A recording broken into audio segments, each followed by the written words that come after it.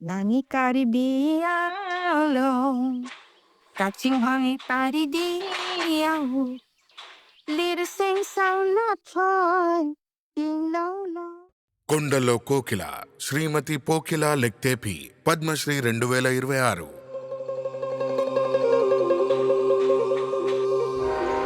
కార్బీ అంగ్లాంగ్ అస్సాంలోని ఒక అందమైన గ్రామం. కార్బీస్కు పోకిల లెక్తేపీలకు నిలయం. సంచార నాటక కళాకారుల దంపతులకు జన్మించిన యువతి పోకిల కార్బీ సంగీతాన్ని వారసత్వంగా పొందడమే కాకుండా అందులో మమేకమైపోయింది. చిన్నప్పటి నుండే ఆమె అసాధారణ ప్రతిభను ప్రదర్శించేది. ఈ సంగీత రూపం పట్ల అమితమైన ఆసక్తితో తన వారసత్వం ప్రమాదంలో ఉందని గ్రహించింది. కార్బీ సంగీతం పెద్దల శ్వాసలు మాత్రమే జీవిస్తూ రికార్డు చేయబడకుండా కనుమరుగవుతోంది. ఆ రోజుల్లో కార్బీ పాటలు ఉండేవి, కానీ ప్రజలకు అవకాశం లభించేది కాదు. అడ్డంకులు క్లిష్టమైనవి. పేదరికం ఒక నిరంతర నీడలా వెంటాడేది. పైగా సాంప్రదాయం స్త్రీలను బహిరంగ వేదికపైకి రాకుండా నిషేధించేది. ఏళ్ల తరబడి అంతరించిపోతున్న కళకు నిశ్శబ్ద రక్షకురాలిగా పోకిల తెరమరుగునే ఉండిపోయింది. కానీ ఆమె గొంతును అణిచివేయలేము.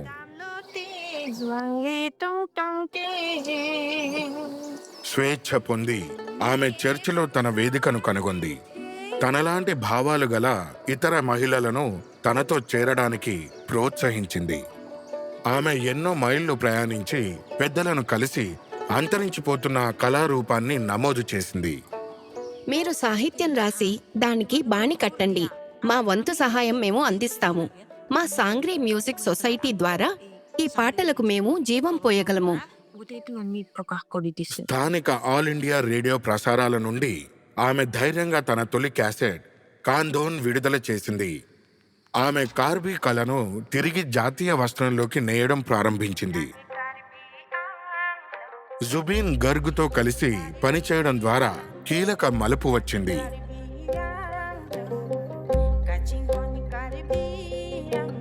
ప్రాచీన మంత్రాలకు ఆధునిక శక్తిని జోడించి నూతన తరం మనసులని గెలుచుకుంది. 50 ఏళ్లు, 300 పాటలు. ఆమె కార్బీ సంగీతాన్ని కొండల నుండి ప్రజల హృదయాల్లోకి తీసుకువచ్చారు. నేటికి పోకిల కార్బీ సంగీతానికి మాతృమూర్తిగా నిలిచి ఉంది.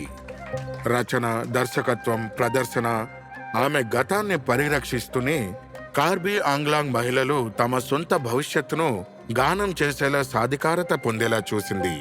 మన కార్బీ ఆంగ్లాంగ్ మరింతగా సుసంపన్నం అవుతుందని ఆశిస్తున్నాను.